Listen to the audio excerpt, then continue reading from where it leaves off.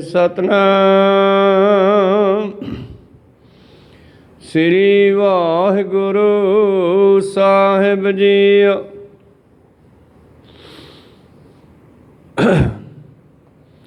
ਪੌੜੀ ਜਾਂ ਤੂੰ ਤਾਂ ਕਿਆ ਹੋਰ, ਮੈਂ ਸੱਚ ਸੁਣਾਈਐ। ਮੁੱਠੀ ਧੰਦਾ ਚੋਰ, ਮਹਿਲ ਨਾ ਪਾਈਐ। ਜਾਂ ਤੂੰ ਤਾਂ ਕਿਆ ਹੋਰ, ਮੈਂ ਸੱਚ ਸੁਣਾਈਐ। ਮੁੱਠੀ ਧੰਦਾ ਚੋਰ, ਮਹਿਲ ਨਾ ਪਾਈਐ। ਇਨੈ ਚਿੱਤ ਕਠੋਰ, ਸੇਵ ਗਵਾਈਐ। ਜਿਤ ਘਟ ਸੱਚ ਨ ਪਾਏ, ਸੁਭੰਨ ਕਢਾਈਐ। ਕਿਉ ਕਰ ਪੂਰੈ ਵਟ, ਤੋਲ ਤੁਲਾਈਐ।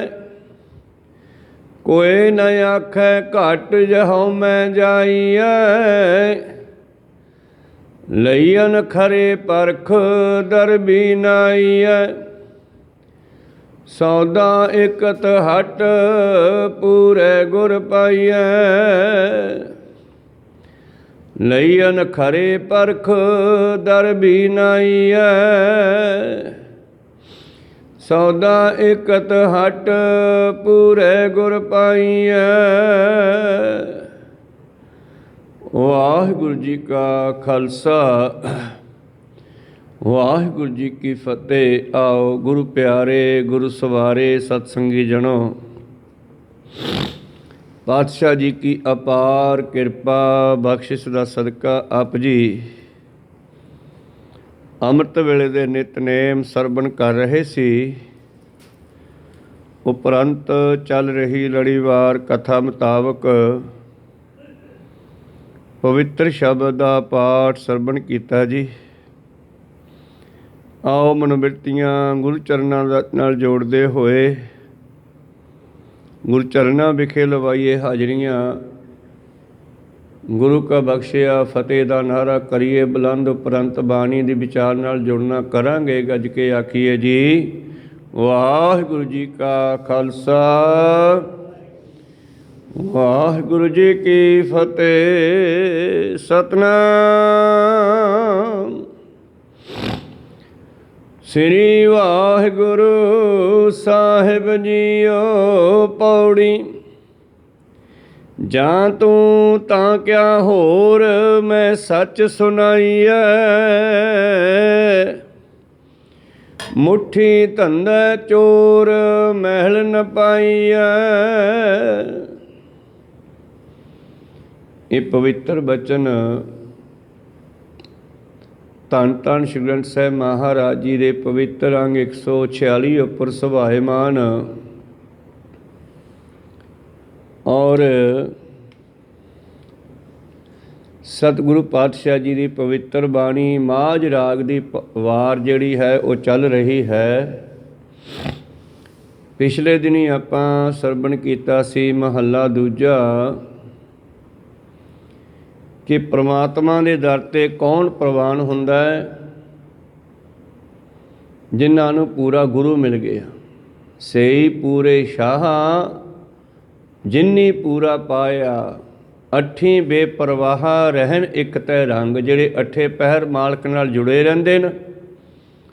ਜਿਨ੍ਹਾਂ ਸਾਸ ਗਿਰਾਸ ਨ ਵਿਸਰੈ, ਹਰ ਨਾਮਾ ਮਨ ਮੰਤ। ਧਨ ਸੇ ਸਈ ਨਾਨਕਾ, ਸਈ ਪੂਰੇ ਸੰਤ। ਉਹੀ ਰੱਬ ਦੇ ਪਿਆਰੇ ਪਰਮੇਸ਼ਰ ਤੇ ਪ੍ਰਵਾਨ ਹੁੰਦੇ ਨੇ। ਤਾਂ ਇਸ ਕਰਕੇ ਪੂਰਾ ਹੋਣਾ ਮਤਲਬ ਪੂਰੇ ਨਾਲ ਜੁੜਨਾ। ਜੈਸੀ ਸੰਗਤ ਵੈਸੀ ਰੰਗਤ। ਜੇ ਅਧੂਰਿਆਂ ਦੀ ਸੰਗਤ ਕਰਾਂਗੇ ਤਾਂ ਅਧੂਰੇ ਰਹਿ ਜਾਵਾਂਗੇ, ਪੂਰਿਆਂ ਦੀ ਸੰਗਤ ਕਰਾਂਗੇ ਤਾਂ ਪੂਰੇ ਹੋ ਜਾਵਾਂਗੇ। ਤਾਂ ਹੁਣ ਸਤਿਗੁਰੂ ਪਾਤਸ਼ਾਹ ਪੌੜੀ ਵਿੱਚ ਇਹਨਾਂ ਪਿਛਲੇ ਦੋਨਾਂ ਸ਼ਲੋਕਾਂ ਦਾ ਨਿਰਣਾ ਕਰਦੇ ਹੈ, ਕਲੀਅਰ ਕਰਦੇ ਆ। ਪੌੜੀ ਦੇ ਵਿੱਚ ਗੱਲ ਵਾਰ ਜਿਹੜੀ ਹੁੰਦੀ ਹੈ ਉਹਦੇ ਵਿੱਚ ਗੁਰੂ ਪਿਆਰਿਓ ਸ਼ਲੋਕ ਮਹੱਲਾ जो इन्हां दा मकसद हुंदा है उस दा सारा निचोड़ पौड़ी विच फेर दिंदे आ दुबारा सतगुरु। तो आओ पौड़ी दे विच सतगुरु की बख्शिश करदे हन। पौड़ी जां तू तां क्या होर, मैं सच सुनाई है, मैं सच्ची गल कहना भी जे तू मेरे नाल है तो मैनू किसी दी लोड़ नहीं है। कहो सतनाम श्री। मारूवार दी एक पौड़ी दा बचन है, जां तू मेरे वल है तां क्या मोह छंदा, तुद सब किछ मैनों सौंपिया, जा तेरा बंदा लक्ष्मी टोट न आवी, खर्च रहंदा ए वैरी, मित्र सब कीतिया न मंगै मंदा, लेखा कोई न पुछे जां हर बख्शंदा। उदाहरण के तौर पर एक बच्ची की आपां शादी करते हाँ, अगर उस बच्ची का उहदा पति उहदे नाल है तो फिर उहनूं किसी का कोई फिक्र नहीं, किसी का कोई खतरा नहीं। इस करके साडी आत्मा जिहड़ी है एक बच्ची है, जीव आत्मा जीव इस्त्री है, तो इसका जिहड़ा पति है वह परमेश्वर है। तो जे साडी जीव आत्मा जिहड़ी है परमेश्वर नाल जुड़दी है, गुरु वाले बनते हाँ, तो फिर सानू किसी का भी खतरा नहीं। ऐसियां अनेकां ही उदाहरणां हन। धन गुरु नानक देव महाराज जी एक अस्थान ते बैठे है, शायद वो स्थान है गुरुद्वारा नानकियाना साहिब संगरूर। तो सतगुरु पातशाह जी के कोल कलयुग आ गया, तो कलयुग ने सतगुरां नूं साथियां नूं डराउण वास्ते बड़ा जोर लाया। पहला मींह वराया, फिर नेरी चलाई, फिर गुरु प्यारो कंकर डले उड़ाए। भाई मरदाना जी घबरा गए, कहने महाराज मर गए, अज नहीं बचते, ये की है। धन गुरु नानक देव जी कहने मरदाने परमेश्वर नाल जुड़, ध्यान ते हो जा, सिमरन में चलिया जा, तेरे ते कोई असर नहीं होवेगा। तो भाई मरदाना जी ने जो पातशाह ने बख्शिश किया सी, अपने ध्यान ते हो गया, निज स्वरूप नाल जुड़ गया। तो उसने इन्ना जोर लाया, इन्ना जोर लाया, पर सतगुरां तो 4 छपेरे 15-20 फुट दूर ही समान डिगदा रहा। डले होए, कंकर होए, गड़े भी सिੱਟੇ। ना सतगुरां ते मींह का असर होया, ना डलियां का, ना गड़ियां का, ना कोई होर नेरी का। जदों थक हार गया, हंभ गया कलयुग, फिर मनुख का स्वरूप धार के छोटा जा गुरु प्यारो सामने आ गया नगन अवस्था दे विच। जी फड़ी हुई है हथ विच इसने। पातशाह कहने वो कौन है तू? कहना मैं जुग दा राजा। कहंदे आ हालत है तेरी, ऐसा रूप क्यों धारिया है? कहना मेरे जुग दे विच लोक इहो ਜਿਹੇ होणगे,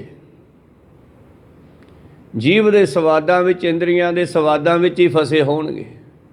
ये मेरे राज दे लक्षण है। ते तुसी जिहड़ा है मेरी जिहड़ी जनता है, जिन्हां दा मेरे ते जिन्हां उत्ते मेरा राज दिता, मैनू परमेश्वर ने करन वास्ते समा दिता, ते तुसी ये जनता नू जिहड़ा है मैथों तोड़ रहे हो। धर्म का प्रचार करके, सिक्खी का प्रचार करके तुसी ये प्रचार बंद करो। अच्छा तो ताइयां सानू डराउंदा सीगा भी ये भज जाणगे। फिर सानू भी तो उस अकाल पुरख ने भेजिया धर्म का प्रचार करने वास्ते, जिन्हें तैनू राज दिता है। जे तू राजा है तो असी भी उहदे दास हाँ। सतगुरु नानक देव जी कहने। उत्थे फिर कलयुग नानकियाना साहब गुरुद्वारा संगरूर जिहड़ा बनिया होया स्थान, इत्थे यह मिलाप होया सी पातशाह जी दे नाल। उत्थे फिर गल्लां बातां चलियां सतगुरां दे नाल। सतगुरु कहंदे असी तां ये प्रचार नहीं छड्डदे सच दा, साडी ड्यूटी लाई है, साडी भी ड्यूटी लाई है जिवें तेरी ड्यूटी लाई है। तैनूं राज दिता हैगा, सानूं यह धर्म का कारज दिता है। कल जो कहन लग्या जे तू कहे तो मैं तेरे वास्ते महल बनवा देंगा सोने दे, हीरे जरा देंगा, चंदन रगड़ के धरती ते लेपन करवा दें, खुशबूआं आउणगियां, सोने बैड लवा दें, विच ਮੋਹਣੀਆਂ ਇਸਤਰੀਆਂ ਤੈਨੂੰ ਲਿਆ ਦਿਆਂ। ਬਾਬਾ ਜੀ ਕਹਿੰਦੇ ਮਤ ਦੇਖ ਭੁੱਲਾਂ ਵਿਸਰੈ, ਤੇਰਾ ਚਿੱਤ ਨਾ ਆਵੇ ਨਾਓ, ਮੇਰਾ ਤਾਂ ਕੰਮ ਹੀ ਖਰਾਬ ਹੋ ਜਾਊਗਾ। ਜਿਹੜੀ ਡਿਊਟੀ ਮੇਰੀ ਲਾਈ ਹੈ, ਮੇਰੀ ਡਿਊਟੀ ਖਤਮ ਹੋ ਜਾਊਗੀ। ਮੈਨੂੰ ਨਹੀਂ ਚਾਹੀਦਾ ਤੇਰਾ ਇਹ ਸਮਾਨ। ਤੋ ਇਸ ਕਰਕੇ ਸਤਿਗੁਰੂ ਪਾਤਸ਼ਾਹ ਜੀ ਦੇ ਉੱਤੇ ਕਈ ਵਾਰੀ ਰਿੱਧੀਆਂ ਸਿੱਧੀਆਂ ਵਾਲਿਆਂ ਨੇ, ਲੋਕਾਂ ਨੇ ਹਮਲੇ ਕੀਤੇ ਗੁਰੂ ਨਾਨਕ ਦੇਵ ਜੀ 'ਤੇ, ਪਰ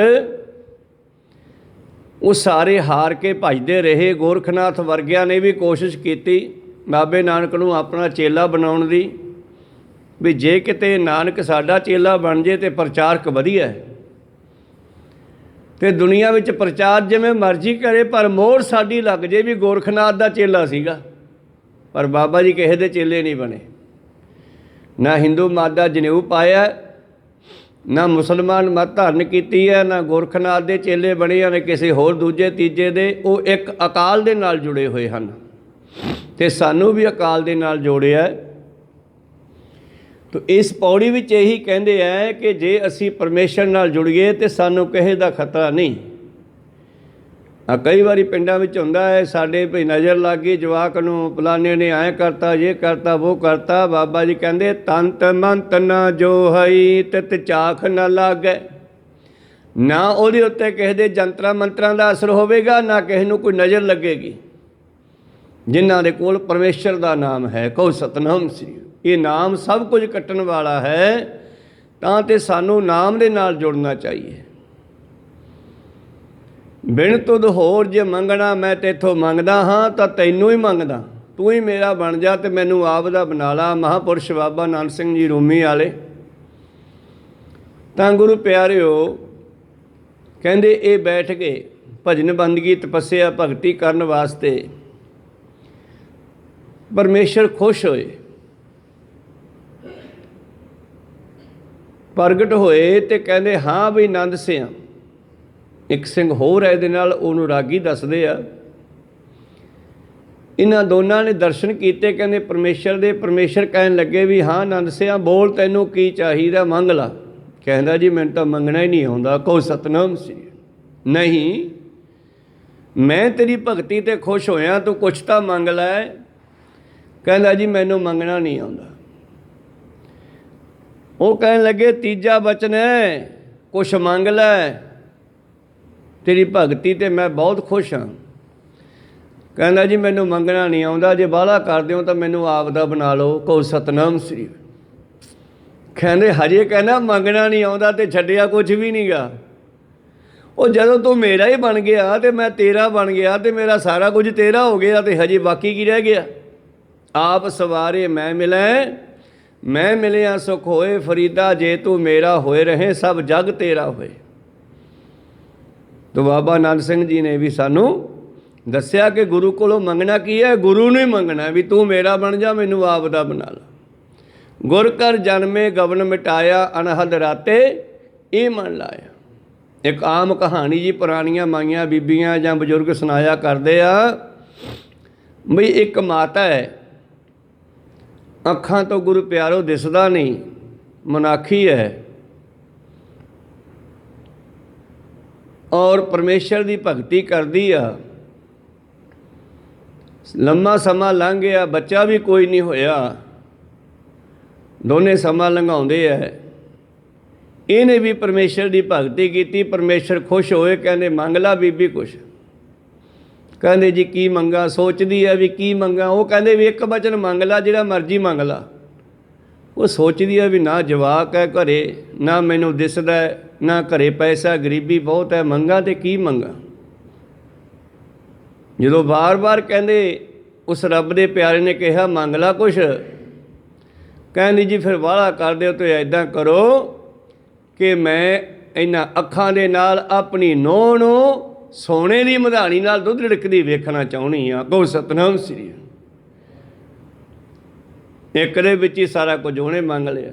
ਖੈਰ ਚਲੋ, ਇਹ ਸੰਸਾਰ ਦੀ ਗੱਲ ਹੈ, ਇੱਕ ਸਮਝਣ ਦੀ ਗੱਲ ਹੈ ਕਿ ਪਰ ਅਸੀਂ ਇੱਕ ਨੂੰ ਮੰਗ ਲਈਏ।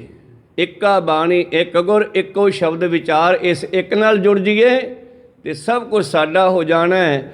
ਪੌੜੀ ਜਾਂ ਤੂੰ ਤਾਂ ਕਿਆ ਹੋਰ, ਮੈਂ ਸੱਚ ਸੁਣਾਈ ਹੈ, ਤੂੰ ਮੇਰਾ ਬਣ ਜਾ, ਮੈਨੂੰ ਆਪ ਦਾ ਬਣਾ ਲੈ। ਤੇ ਦੂਸਰੇ ਰਾਗਾ ਸਿੰਘ ਨੂੰ ਪੁੱਛਣ ਲੱਗੇ ਪਰਮੇਸ਼ਰ ਨੰਦ ਸੰਗ ਜੀ ਦੇ ਸਾਥੀ ਨੂੰ, ਹਾਂ ਵੀ ਤੂੰ ਕੀ ਮੰਗਣਾ ਹੈ? ਕਹਿੰਦਾ ਜੀ ਮੈਂ ਤਾਂ ਬਸ ਇਹੀ ਚਾਹੁੰਦਾ ਵੀ ਜਦੋਂ ਮੈਂ ਕੀਰਤਨ ਕਰਾਂ ਤੇ ਤੁਸੀਂ ਮੇਰੇ ਸਾਹਮਣੇ ਬੈਠ ਕੇ ਸੁਣੋ ਤੇ ਮੈਂ ਸੁਣਾਵਾਂ, ਕਹੋ ਸਤਨਾਮ ਸ੍ਰੀ। ਕਹਿੰਦੇ ਠੀਕ ਆ, ਤੈਨੂੰ ਵੀ ਇਹ ਵਰਜਨ ਦਿੱਤਾ, ਜਦੋਂ ਤੂੰ ਕੀਰਤਨ ਕਰਿਆ ਕਰੇਗਾ ਮੈਂ ਤੇਰੇ ਸਾਹਮਣੇ ਦਰਸ਼ਨ ਦੇ ਕੇ ਤੈਥੋਂ ਸੁਣਿਆ ਕਰੂੰਗਾ। ਖੈਰ ਇਹ ਮਹਾਂਪੁਰਸ਼ਾਂ ਦੇ ਬ੍ਰਹਮ ਗਿਆਨੀਆਂ ਦੇ ਬਚਨ ਹੈ। ਖੈਰ ਅੱਗੇ ਚੱਲੀਏ।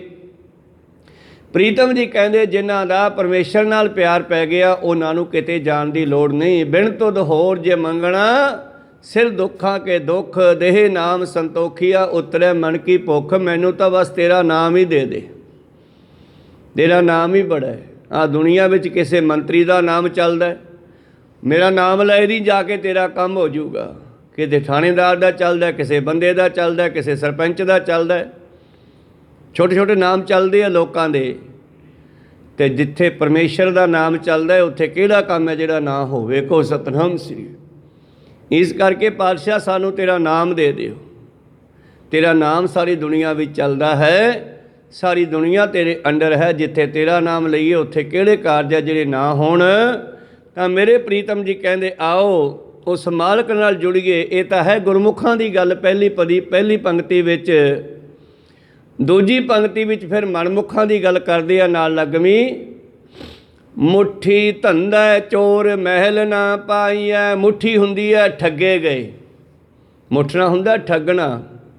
ਗੁਰਮੁਖਾਂ ਦੀ ਤਾਂ ਆਹ ਗੱਲ ਹੈ ਕਿ ਉਹ ਇੱਕ ਨਾਲ ਜੁੜੇ ਆ, ਉਸੇ ਨੂੰ ਮੰਗਦੇ ਆ, ਉਹ ਤੋਂ ਬਗੈਰ ਕਿਤੇ ਜਾਂਦੇ ਨਹੀਂ। ਪਰ ਉਹ ਲੋਕ ਜਿਹੜੇ ਥਾਂ ਥਾਂ ਮੱਥੇ ਟੇਕਦੇ ਫਿਰਦੇ ਹੈ, ਜਿਹੜੇ ਕਾਮ ਤੇ ਕ੍ਰੋਧ ਇਹਨਾਂ ਪੰਜਾਂ ਵਿਕਾਰਾਂ ਨੇ ਲੱਟੇ ਹੋਏ ਆ, ਠੱਗੇ ਹੋਏ ਆ, ਉਹਨਾਂ ਨੂੰ ਰੱਬ ਦਾ ਘਰ, ਰੱਬ ਦਾ ਮਹਿਲ, ਮਾਲਕ ਦਾ ਘਰ ਪ੍ਰਾਪਤ ਨਹੀਂ ਹੁੰਦਾ ਗਾ। ਉਹ ਕਲਯੁਗ ਬਾਬੇ ਨਾਨਕ ਨੂੰ ਫਿਰ ਕਹਿਣ ਲੱਗਿਆ ਕਿ ਤੁਸੀਂ ਮੇਰੀ ਸ੍ਰਿਸ਼ਟੀ ਦਾ, ਮੇਰੀ ਜਨਤਾ ਦਾ ਭਲਾ ਤਾਂ ਕਰਦੇ ਹੋ ਭਜਨ ਕਰਕੇ, ਤੇ ਮੇਰਾ ਭਲਾ ਕਿਵੇਂ ਹੋਊਗਾ? ਬਾਬਾ ਜੀ ਕਹਿੰਦੇ ਤੇਰੇ ਐਸੇ ਲੱਛਣ ਹੈ ਤਾਂ ਤੈਨੂੰ ਸੰਗਤ ਵਿੱਚ ਜਾਣ ਦਾ ਕੋਈ ਹੁਕਮ ਨਹੀਂ ਹੈਗਾ। ਤੇਰੇ ਇਹੋ ਜਿਹੇ ਲੱਛਣ ਮੈਨੂੰ ਚੰਗੇ ਨਹੀਂ ਲੱਗਦੇ। ਤੂੰ ਆਪਦਾ ਰਾਜ ਕਰ ਤੇ ਸਾਨੂੰ ਆਪਦਾ ਕੰਮ ਕਰਨ ਦੇ। ਕਹਿੰਦੇ ਨਾ ਜੀ, ਮੈਂ ਵੀ ਰਾਜਾ ਜਨਤਾ ਦਾ, ਮੇਰਾ ਵੀ ਉਧਾਰ ਦੱਸੋ। ਮੇਰਾ ਉਧਾਰ ਕਿਵੇਂ ਹੋਵੇਗਾ? ਤਾਂ ਉਹ ਬਚਨ ਪਾਤਸ਼ਾਹ ਦਾ ਬਾਣੀ ਵਿੱਚ ਹੈ, ਜੈ ਸਤਿਗੁਰ ਜਹ, ਜਿੱਥੇ ਸਾਧੂਆਂ ਦੀ, ਨਾਮ ਜਪਣ ਵਾਲਿਆਂ ਦੀ ਸੰਗਤ ਹੋਵੇ। ਜੈ ਸਾਧੂ ਗੋਬਿੰਦ ਭਜਨ ਕੀਰਤਨ ਨਾਨਕ ਨੀਤ, ਨਾ ਹੋ ਨਾ ਤੂੰ ਨਹਿ ਛੁੱਟੈ, ਨਿਕਟ ਨਾ ਜਾਇਓ ਦੂਤ। ਤੂੰ ਉੱਥੇ ਨਹੀਂ ਜਾਣਾਗਾ। ਫਿਰ ਮੇਰਾ ਉਧਾਰ ਕਿਵੇਂ ਹੋਊ? ਕਹਿੰਦੇ ਤੂੰ ਬਾਹਰ ਜੋੜਿਆਂ 'ਚ ਖੜ ਜਾ ਕਰੀ, ਜਦੋਂ ਕਿਣਕਾ ਵਰਤੇਗਾ, ਦੇਗ ਵਰਤੇਗੀ, ਤੈਨੂੰ ਕਿਣਕਾ ਮਿਲ ਜੂ, ਤੇਰਾ ਉਹਦੇ ਨਾਲ ਉਧਾਰ ਹੋ ਜਾਊਗਾ। ਸੰਗਤ ਵਿੱਚ ਜਾ ਕੇ ਖਲ ਨਹੀਂ ਪਾਉਣਾ ਤੂੰ। ਕਹੋ ਸਤਨਾਮ ਸ੍ਰੀ। ਤਾਂ ਇਸ ਤਰ੍ਹਾਂ ਸਤਿਗੁਰੂ ਪਾਤਸ਼ਾਹ ਜੀ ਦੀ ਉਸ ਕਲਯੁਗ ਦੇ ਨਾਲ ਗੱਲਾਂ ਬਾਤਾਂ ਹੋਈਆਂ, ਜੋ ਸ੍ਰੀ ਰਾਗ ਦਾ ਪਹਿਲਾ ਸ਼ਬਦ ਸਤਿਗੁਰਾਂ ਨੇ ਉਚਾਰਨ ਕੀਤਾ। ਉਸ ਥਾਂ 'ਤੇ ਬੈਠ ਕੇ ਸੰਗਰੂਰ ਨਾਨਕਿਆਣਾ ਸਾਹਿਬ ਵਿਖੇ ਅੱਗੇ ਚੱਲੀਏ। ਮੇਰੇ ਪ੍ਰੀਤਮ ਜੀ ਕਹਿੰਦੇ ਮੁੱਠੀ ਧੰਦਾ ਚੋਰ। ਵਾਕਈ ਇਹ ਦੁਨੀਆ ਧੰਦਿਆਂ ਵਿੱਚ ਫਸੀ ਹੋਈ ਆ। ਤੜਕੇ ਲੱਗਦੇ ਆ, ਰਾਤ ਤੱਕ ਲੱਗੇ ਰਹਿੰਦੇ ਆ, ਸਾਰਾ ਦਿਨ ਜਿਹੜਾ ਕੰਮ ਕਰਦੇ ਆ, ਰਾਤ ਨੂੰ ਸੁਪਨੇ ਵੀ ਉਸੇ ਦੇ ਆਈ ਜਾਂਦੇ ਆ। ਕਣਕ ਦਾ ਜਦ ਚੱਲਦਾ ਸੀਜ਼ਨ ਤੇ ਆਪਾਂ ਦਿਨੇ ਤਾਂ ਕਣਕ ਵੱਢਣੀ ਹੈ, ਚਲੋ ਖੈਰ ਆਪਣੀ ਕਿਰਤ ਹੈ ਉਹ, ਪਰ ਰਾਤ ਨੂੰ ਸੁਪਨੇ ਵੀ ਕਣਕ ਵੱਢਣ ਦੇ ਆਉਣ ਲੱਗ ਜਾਂਦੇ ਆ। ਕਈ ਵਾਰੀ ਚੱਕ ਲਿਆ ਹੋਏ, ਵੱਢ ਲਾ ਹੋਏ, ਉਹ ਬੱਦਲ ਆ ਗਿਆ ਹੋਏ। ਤਾਂ ਇਸ ਤਰ੍ਹਾਂ ਗੁਰੂ ਪਿਆਰਿਓ, ਜਿਹੋ ਜਿਹਾ ਬੰਦੇ ਦੀ ਸੋਚ ਹੁੰਦੀ ਹੈ ਉਹੋ ਜਿਹੇ ਫੁਰਨੇ ਅੰਦਰ ਬਣਦੇ ਰਹਿੰਦੇ ਆ। ਮੁੱਠੀ ਧੰਦਾ ਚੋਰ, ਜਿਹੜਾ ਬੰਦਾ ਧੰਦਿਆਂ ਵਿੱਚ ਹੀ ਫਸਿਆ ਹੋਇਆ, ਕੁਝ ਸਮਾਂ ਕੱਢ ਕੇ ਪਰਮੇਸ਼ਰ ਨਾਲ ਨਹੀਂ ਜੁੜਦਾ, ਪਾਤਸ਼ਾਹ ਜੀ ਕਹਿੰਦੇ ਉਹਨਾਂ ਦਾ ਕੀ ਬਣੇਗਾ? ਉਹਨਾਂ ਨੂੰ ਕਾਮ ਕ੍ਰੋਧ ਵਰਗਿਆਂ ਨੇ ਠੱਗ ਲਿਆ, ਲੁੱਟ ਲਿਆ। ਇਹ ਪੰਜ ਵਿਕਾਰ ਹੈ ਕਲਯੁਗ ਦੇ, ਪੰਜੇ ਪੈਰੋਕਾਰ ਹੈ, ਪੰਜੇ ਮੰਤਰੀ ਆ ਉਸ ਦੇ, ਜਿਹੜੇ ਸੰਸਾਰ ਨੂੰ ਪਰਮੇਸ਼ਰ ਨਾਲ ਨਹੀਂ ਜੁੜਨ ਦਿੰਦੇਗੇ। ਤਾਂ ਇਸੇ ਤਰ੍ਹਾਂ ਹੀ ਗੁਰੂ ਪਿਆਰਿਓ, ਪਾਤਸ਼ਾਹ ਕਹਿੰਦੇ ਇਹ ਦੁਨੀਆ ਜਿਹੜੀ ਹੈ ਇਹਨਾਂ ਚੋਰਾਂ ਨੇ ਠੱਗ ਲਈ ਹੈ, ਲੁੱਟ ਲਈ ਹੈ। ਔਰ ਇਸ ਕ੍ਰੋਧ ਨੇ ਮਨੁੱਖ ਦਾ ਇੰਨਾ ਚਿੱਤ ਕਠੋਰ ਕਰਤਾ, ਪੱਥਰ ਬਣਾ ਦਿੱਤਾ। ਇੰਨਾ ਚਿੱਤ ਕਠੋਰ ਸੇਵ ਗਵਾਈ ਹੈ। ਤਾਂ ਕਠੋਰਤਾ ਦੇ ਕਾਰਨ ਇਹਦੀ ਸੇਵਾ ਵੀ ਜਿਹੜੀ ਆ ਸਫਲ ਹੀ ਨਹੀਂ ਹੁੰਦੀ। मतलब मनुख के अंदर प्रेम होना बड़ा जरूरी है। साच कहो सुन लिओ सभै जिन प्रेम कीओ तिन ही प्रभ पायो। कठोरता दे नाल असीं परमेश्वर दे दर तो कुछ नहीं लै सकदे गे। जां बोलिया तां कढिया विचार, जदों बंदा बोलदा है तां उस दा पता लगदा विचों किहो जिहा होवेगा। इन्ना चित्त कठोर, इन्हां पंजां विकारां ने बंदे नूं इन्ना विकार खराब कर दिता।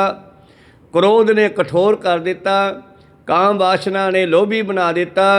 इस तरह पंजां विकारां ने काम क्रोध लोभ मोह हंकार, इन्हां पंजां विकारां ने बंदे दी मत खराब कर दिती। फिर किवें अपने मालक दे घरे जावे। इस करके मालक दे घरों निकल करके कई जन्मां तो ये जी भटकदा फिरदा। कई जन्म पे कीट पतंगा, कई जन्म गजमीन कुरंगा, कई जन्म पंखी सर्प होयो, कई जन्म हैवर बिरख जोयो। मिल जगदीश मिलन की बरिया, चरंकाले देश नरिया। बड़े लंबे समय तो इन्नै चित कठोर सेव गवाईऐ, जित घट सच न पाए। घट हुंदा हिरदा, घट हुंदा घड़ा तौड़ा। ते गुरु प्यारिओ जिहड़ा घड़ा तिलक जाता है ਉਹਦੇ ਵਿੱਚੋਂ फिर हौली हौली सिम के पानी निकल जाता है। चेतना है तो चेत लै, निस दिन में प्राणी। छिन छिन औत बेहात है, फूटे घट जो पानी। हर गुण काहे न गावही, मूर्ख अज्ञाना। झूठै लालच लाग कै नह मन पछाना। अजो कछ बिगड़ियो नहीं, जो प्रभ गुण गावै। कहो नानक ते भजन ते निरभै पद पावै। तो इस करके नौवें पातशाह जी कहते जे सिमरना है तो हजे भी सिमर ला। जिन्ने भी सवास तेरे हथ विच बाकी है, जदों भी तैनूं सोझी आ गई उदों ही शुरू कर दे। आगे सम चलो नंद लाला, पाछै जो बीती सो बीती। मेरे प्रीतम जी कहते जिन्हां हिरदियां दे विच सच नहीं है, सच नाल प्रेम नहीं है। सच सच सानूं थल्लियों शुरू करना पैना। जे वड्डे सच अकाल पुरख नूं प्राप्त करना है तो जिंदगी भी सच बोलण की आदत पाउणी पैनी है। अपने परिवार नाल, धीआं पुत्रां दे नाल, माँ प्यो दे नाल, पति पत्नी दे नाल, पत्नी पति दे नाल अपने हिरदे दे विचों सच प्रकट करे, सच नूं नाल लियावे। छोटियां छोटियां गल्लां तो सच बोलना शुरू करिए तो फिर एक दिन आद सच जुगाद सच है भी सच, नानक होसी भी सच हो जाएगा। वो भी प्राप्त हो जाएगा एक दिन। फिर तो इस करके जिन्हां हिरदियां भी सच नहीं है, देखो ना जे आपां अपने संगी साथी तो, अपने परिवार तो कोई गल छुपाईए तो झूठ बोल दीए तो तुसीं फील करो, सारे सियाणे बजुर्ग बैठे हो, माइयां बैठियां, बई उस झूठ नूं छुपाउण वास्ते हर वेले खतरा बनिया रहिंदा भी यार किते मेरा झूठ ना खुल जे। जे घरे झूठ का पता लग गया मैं झूठ बोलिया तो रौला पै जूगा, लड़ाई हो जूगी। तो सच एक बारी बोलना है, झूठ नूं छुपाउण वास्ते सैकड़े झूठ बोलने पैने आ, पर एक दिन कदे ना कदे वो फिर निकल ही आउंदा। कहो सतनाम सी, ਉਹਦੇ निकल का खतरा बनिया रहिंदा है। सच नूं एक बारी बोलो, सच तो उत्ते कुछ है ही नहीं गा, बस ठीक है सच कहता हुण उसका कोई खतरा नहीं गा। सच बोल के शांति आवेगी, झूठ बोल के खतरा बनिया रहूगा। फिर क्यों झूठ बोलीए, सच नाल जुड़ीए। जित घट सच न पाए सो भन कढ़ाई है। जिहड़े हिरदे विच सच नहीं हुंदा वो जीव जमदा मरदा रहिंदा। भन कढ़ाउणा भाव किसे कदे किसे शरीर च वाड़ता, कदे किसे शरीर च वाड़ता, इउं जमदा मरदा रहिंदा। भन कढ़ाई है। क्यों कर पूरे वट तोल तुलाई है। ते ओ जीव किवें परमेश्वर दे दर ते प्रवान हो सकदा है। भगत रविदास जी कहंदे महाराज बड़ा लम्मा समा हो गया, हुण मैनूं पूरा कर दिओ।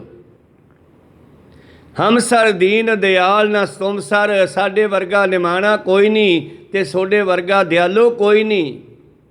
हम सर दीन दयाल ना तुम सर, अपतियार क्या कीजै। मैं इदू उत्ते होर की गल कहां। जिस वेले रविदास जी ने भगती की, उस वेले उस मौके दे धर्म दे मुखी ब्राह्मणां ने एंटी चलना किया। रविदास भगत जी ने संसार नूं परमेश्वर नाल सच नाल जोड़ना, ते ब्राह्मणां ने जाके राजियां कोले शिकायतां करनियां, ਵੀ ਇਹਨਾਂ ਚਮਿਆਰਾਂ ਨੂੰ ਭਗਤੀ ਕਰਨ ਦਾ ਹੱਕ ਨਹੀਂ ਹੈ, ਇਹਨਾਂ ਨੂੰ ਰੋਕਿਆ ਜਾਵੇ, ਇਹ ਰਾਮ ਦੇ ਨਾਮ ਨੂੰ ਖਰਾਬ ਕਰਦੇ ਆ। ਹੁਣ ਤੁਸੀਂ ਸਿਆਣੇ ਬੈਠੇ ਹੋ, ਕਦੇ ਸਾਬਣ ਨੂੰ ਸਾਫ਼ ਕਰਨ ਵਾਸਤੇ ਕੋਈ ਹੋਰ ਸਾਬਣ ਲਿਆਂਦੀ ਆ? ਸਾਬਣ ਕੱਪੜਿਆਂ ਦੀ ਮੈਲ ਕੱਢਦੀ ਆ, ਸਾਬਣ ਥੋੜ੍ਹਾ ਗੰਦੀ ਹੁੰਦੀ ਆ। ਨਾਮ ਕਦੇ ਗੰਦਾ ਨਹੀਂ ਹੁੰਦਾ, ਨਾਮ ਤਾਂ ਸਾਡੀਆਂ ਮੈਲਾਂ ਕੱਢਣ ਵਾਲਾ ਹੈ। ਪਰ ਭਗਤਾਂ ਨੇ ਜਦੋਂ ਭਗਤੀ ਸ਼ੁਰੂ ਕੀਤੀ ਤੇ ਬ੍ਰਾਹਮਣਾਂ ਨੂੰ ਖਤਰਾ ਹੋ ਗਿਆ ਵੀ ਸਾਡੇ ਝੂਠ ਦੇ ਪਰਦੇ ਖੁੱਲ੍ਹਣੇ ਸ਼ੁਰੂ ਹੋ ਗਏ। ਇਹਨਾਂ ਨੇ ਸੱਚ ਦੱਸਣਾ ਸ਼ੁਰੂ ਕਰਤਾ। ਉਹਨਾਂ ਨੇ ਰਾਜਿਆਂ ਕੋਲੇ ਸ਼ਿਕਾਇਤਾਂ ਲਾਉਣੀਆਂ ਤੇ ਇੱਕ ਵਾਰੀ ਰਾਜੇ ਨੇ ਭਗਤ ਜੀ ਨੂੰ ਕਹਿਤਾ, ਭਗਤ ਜੀ ਤੁਹਾਡੇ ਤੇ ਰਿਪੋਰਟ ਕੀਤੀ ਆ, ਤੁਸੀਂ ਭਗਤੀ ਨਹੀਂ ਕਰ ਸਕਦੇ, ਤੁਸੀਂ ਨੀਚ ਜਾਤ ਹੋ। ਤਾਂ ਗੁਰੂ ਪਿਆਰਿਓ, ਪਰ ਇਹਦਾ ਫੈਸਲਾ ਰਾਜਾ ਵੀ ਦਿਮਾਗ ਵਾਲਾ ਸੀਗਾ, ਬ੍ਰਾਹਮਣਾਂ ਨੂੰ ਕਹਿਣ ਲੱਗਿਆ ਇਹਦਾ ਫੈਸਲਾ ਪਰਮੇਸ਼ਰ ਹੀ ਕਰੇਗਾ, ਕਿਹਨੂੰ ਭਗਤੀ ਦਾ ਹੱਕ ਹੈ। ਇੱਕ ਨਦੀ 'ਤੇ ਚਲੇ ਗਏ, ਬ੍ਰਾਹਮਣਾਂ ਨੂੰ ਕਹਿੰਦੇ ਵੀ ਇੱਦਾਂ ਕਰੋ, ਤੁਸੀਂ ਵੀ ਆਪਣੇ ਜਿਹੜੇ ਹੈ ਆਪਣੇ ਇਹ ਦੇਵੀ ਦੇਵਤੀਆਂ ਮੂਰਤੀਆਂ ਆਦਿ ਇਹ ਪੂਜਾ ਦਾ ਸਮਾਨ ਚੱਕ ਕੇ ਲਿਆਓ ਦਰਿਆ ਕੋਲੇ। ਅਤੇ ਭਗਤ ਜੀ ਕਹਿੰਦੇ ਤੁਸੀਂ ਵੀ ਲੈ ਕੇ ਆਓ। ਅਤੇ ਭਗਤ ਜੀ ਵੀ ਚਲੇ ਗਏ। ਇੱਕ ਲੱਕੜ ਦੀ ਫੱਟੀ ਦੇ ਉੱਤੇ ਕਹਿੰਦੇ ਉਹਨਾਂ ਨੇ ਸਮਾਨ ਰੱਖਿਆ ਹੋਇਆ ਆਪਣਾ ਪੂਜਾ ਅਰਚਨਾ ਦਾ, ਜੋੜੇ ਵੀ ਗਣਦੇ ਸੀ, ਨਾਲ ਭਗਤੀ ਵੀ ਕਰਦੇ ਸੀ।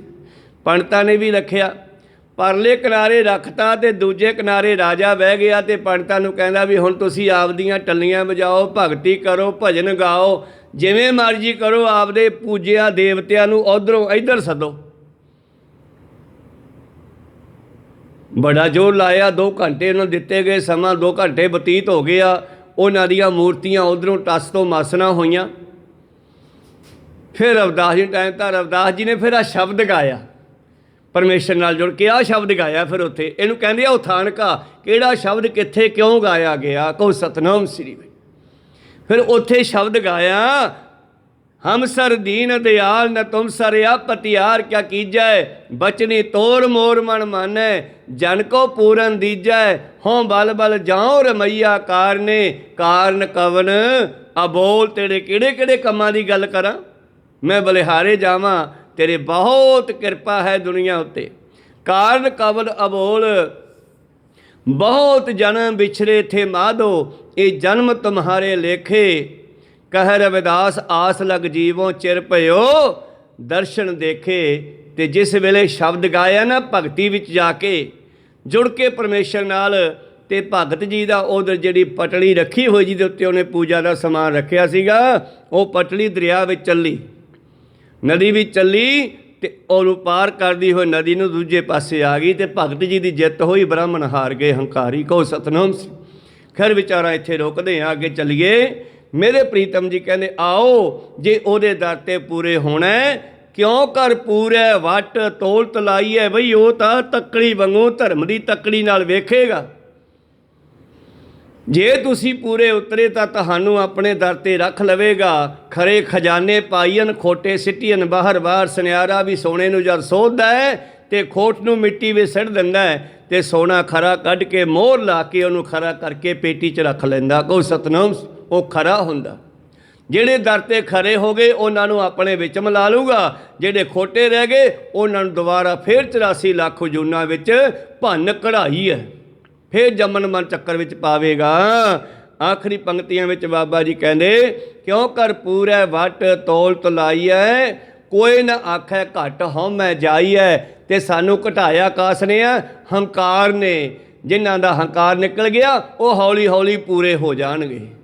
ਹਰ ਜੂ ਹੰਕਾਰ ਨਾ ਭਾਵੀ, ਬੇਦ ਕੂਕ ਸੁਣਾਵੇ, ਹਉਮੈ ਨਾਵੇ ਨਾਲ ਵਿਰੋਧ ਹੈ, ਦੋਏ ਨਾ ਵਸੈ ਕਠਾਏ। ਜੇ ਸਾਡਾ ਹੰਕਾਰ ਖਤਮ ਹੋ ਜਾਵੇ ਤੇ ਅਸੀਂ ਪਰਮੇਸ਼ਰ ਵਿੱਚ ਹੌਲੀ ਹੌਲੀ ਰੰਗ ਲਾਗਤ ਲਾਗਤ ਲਾਗਤ ਹੈ, ਭਉ ਭਾਗਤ ਭਾਗਤ ਭਾਗਤ ਹੈ, ਪਰਮੇਸ਼ਰ ਦੇ ਦਰ 'ਤੇ ਪ੍ਰਵਾਨ ਹੋ ਸਕਦੇ ਹਾਂ। ਫਿਰ ਪਰਮੇਸ਼ਰ ਦਰ 'ਤੇ ਪੂਰੇ ਹੋਵਾਂਗੇ ਅਸੀਂ। ਕੋਈ ਨਾ ਆਖੈ ਘੱਟ ਹਉਮੈ ਜਾਈਏ। ਜਦੋਂ ਸਾਡੇ ਅੰਦਰੋਂ ਇਹ ਪੰਜੇ ਵਿਕਾਰ ਨਿਕਲ ਗਏ ਜਿਹੜੇ ਕਲਯੁਗ ਦੇ ਪੈਰੋਕਾਰ ਹੈ, ਤੇ ਜਦੋਂ ਇਹ ਨਿਕਲ ਗਏ ਪਰਮੇਸ਼ਰ ਪਰਖੇਗਾ। ਲਈਨ ਖਰੇ ਪਰਖ ਦਰ ਵੀ ਨਾਈ ਹੈ, ਤੇ ਪਰਮੇਸ਼ਰ ਪਰਖ ਕੇ ਉਹਨਾਂ ਨੂੰ ਆਪਣੇ ਦਰ 'ਤੇ ਰੱਖ ਲਵੇਗਾ, ਆਪਣੇ ਕੋਲ ਰੱਖ ਲਵੇਗਾ। ਸੌਦਾ ਇਕਤ ਹੱਟ ਪੂਰਾ ਗੁਰ ਪਾਈ ਹੈ। ਮਹਾਰਾਜ ਇਹ ਸੌਦਾ ਮਿਲਦਾ ਕਿੱਥੋਂ ਆ? ਸਾਰੇ ਸੌਦਿਆਂ ਦੀਆਂ ਅਲੱਗ-ਅਲੱਗ ਦੁਕਾਨਾਂ ਨਾ, ਕਿਤੇ ਮਨਿਆਰੀ ਦੀਆਂ, ਕਿਤੇ ਪਰਚੂਨ ਦੀਆਂ, ਕਿਤੇ ਲੋਹੇ ਦੀਆਂ, ਕਿਤੇ ਸੀਮੈਂਟ ਦੀਆਂ। ਪਰ ਆਹ ਗੁਰੂ ਨਾਨਕ ਵਾਲਾ ਸੌਦਾ, ਇਹਦੀ ਦੁਕਾਨ ਕਿਹੜੀ ਹੈ? ਆ ਜਿੱਥੇ ਤੁਸੀਂ ਬੈਠੇ ਹੋ ਸਤਸੰਗਤ ਹੀ ਇਹਦੀ ਦੁਕਾਨ ਹੈ। ਇਹ ਸੌਦਾ ਸਤਸੰਗ ਦੀ ਹੱਟੀ ਤੋਂ ਹੀ ਮਿਲਣਾ ਤੁਹਾਨੂੰ। ਭਾਵ ਗੁਰੂ ਦੀ ਸੰਗਤ ਕਰਕੇ ਇਹ ਗੱਲ ਦੀ ਸਮਝ ਆਉਣੀ ਹੈ ਵੀ ਅਸੀਂ ਜ਼ਿੰਦਗੀ ਵਿੱਚ ਕਰਨਾ ਕੀ ਹੈ। ਸੌਦਾ ਇਕਤ ਹੱਟ, ਇਹਦੀ ਇੱਕੋ ਹੀ ਹੱਟੀ ਹੈ। ਗੁਰੂ ਨਾਨਕ ਦੀ ਸੰਗਤ, ਗੁਰਮੁਖਾਂ ਦੀ ਸੰਗਤ, ਗੁਰਬਾਣੀ ਦੀ ਸੰਗਤ, ਇੱਥੋਂ ਹੀ ਸਾਡਾ ਜੀਵਨ ਜਾ ਸਾਨੂੰ ਮਿਲਣੀ ਹੈ। ਸੌਦਾ ਇਕਤ ਹੱਟ ਪੂਰਾ ਗੁਰ ਪਾਈ ਹੈ। ਅੱਗੇ ਚੱਲ ਪਿਆ ਸ਼ਲੋਕ ਮਹੱਲਾ ਦੂਜਾ। ਅੱਠੀ ਪਹਿਰੀ 8 ਖੰਡ 9ਵਾਂ ਖੰਡ ਸਰੀਰ। ਇਹ ਧਰਤੀ ਜਿਹੜੀ ਹੈ ਇਹਨੂੰ 8 ਖੰਡ ਮੰਨਿਆ ਗਿਆ। ਸਾਇੰਸ ਇਹਨੂੰ 9 ਖੰਡ ਕਹਿੰਦੀ ਆ, ਪਰ ਗੁਰੂ ਕਹਿੰਦਾ ਨਹੀਂ, 8 ਪੈਰ ਹੈ, ਧਰਤੀ 8 ਖੰਡ ਹੈ, 9ਵਾਂ ਖੰਡ ਸਰੀਰ ਹੈ ਸਾਡਾ। ਜੋ ਧਰਤੀ 'ਤੇ ਹੋ ਰਿਹਾ ਉਹ ਸਾਡੇ ਸਰੀਰ 'ਚ ਹੋ ਰਿਹਾ। ਇਹ ਸ਼ਬਦ ਦੀ ਵਿਚਾਰ ਆਪਾਂ ਕੱਲ੍ਹ ਨੂੰ ਸਰਵਣ ਕਰਾਂਗੇ। ਹੁਣ ਸਮਾਂ ਸਮਾਪਤੀ 'ਤੇ ਆ, ਇੱਥੇ ਰੋਕਣ ਦੀ ਆਗਿਆ ਬਖਸ਼ੋ। ਬੋਲਦਿਆਂ ਨੇ ਕਾਂ ਅੱਖਰ ਬਾਅਦ ਘੱਟ ਹੋ ਜਾਂਦੇ। ਸਿੱਖ ਸੰਗਤਾਂ ਤੇ ਸਤਿਗੁਰੂ ਬਖਸ਼ਣ ਜੋਗ ਹੈ, ਬਖਸ਼ ਲੈਣਾ ਜੀ। ਸਮਾਪਤੀ ਕਰੀਏ। ਮਿਲਾਓ ਫਤਿਹ ਪਾਓ ਫਤਿਹ। ਵਾਹਿਗੁਰੂ ਜੀ ਕਾ ਖਾਲਸਾ, ਵਾਹਿਗੁਰੂ ਜੀ ਕੀ ਫਤਿਹ। ਵਾਹਿਗੁਰੂ।